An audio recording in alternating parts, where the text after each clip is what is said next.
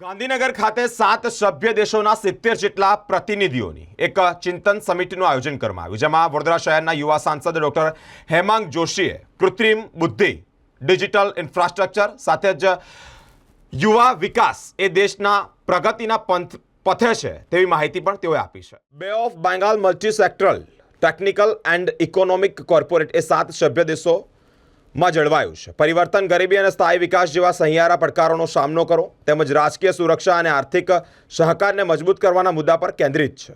આ સમિટ દરમિયાન સભ્ય પ્રતિનિધિઓએ ભારતની સાંસ્કૃતિક વિરાસત અને વર્તમાન આધુનિક સિદ્ધિઓની ઝાંખી કરાવતી દાંડી કુટીર, સાબરમતી આશ્રમ, સાબરમતી રિવરફ્રન્ટ અને ગિફ્ટ સિટીની મુલાકાત પણ લીધી છે.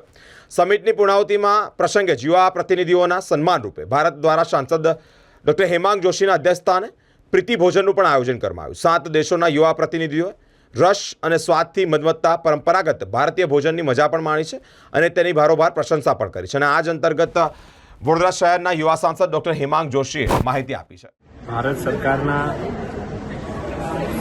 યુવા રમતગમત તથા વિદેશ મંત્રાલયના સંયુક્ત ઉપક્રમે વડાપ્રધાન મોદીજીના પહેલથી પહેલી બ્રિમસ્ટેક યુથ સમિટ જેનું આયોજન કરવામાં આવી રહ્યું છે અને એના ભારતના પ્રતિનિધિ મંડળ તરીકે મને નેતૃત્વ આપવામાં આવ્યું છે, ત્યારે હું માનનીય વડાપ્રધાનશ્રી, માનનીય રમતગમત અને યુવા મંત્રાલયશ્રી, માનનીય વિદેશ મંત્રીશ્રીનો હું ખૂબ ખૂબ આભાર માનું છું.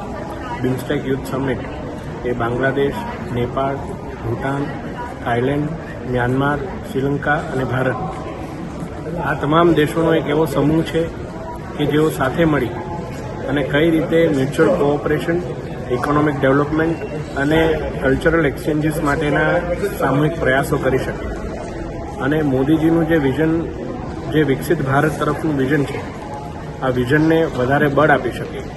અત્યારે આપણે જોઈ રહ્યા છીએ કે ભારતની આજુબાજુના દેશોની અંદર જે પ્રકારની પરિસ્થિતિનું નિર્માણ થઈ રહ્યું છે, આ પરિસ્થિતિની અંદર ભારત એક એશિયાના લીડર તરીકે ઉભરી આવે એ માટેના આ પ્રયાસો ભારત સરકાર દ્વારા કરવામાં આવી રહ્યા છે. ત્યારે 3 દિવસ મહાત્મા મંદિર ખાતે આ સમિટની અંદર 8 દેશોના વિવિધ ડેલિગેટ્સ, યુવા સાંસદશ્રીઓ, મંત્રીશ્રીઓ ભાગ લે છે અને 3 દિવસ સુધી વિવિધ વિષયો ઉપર ચર્ચા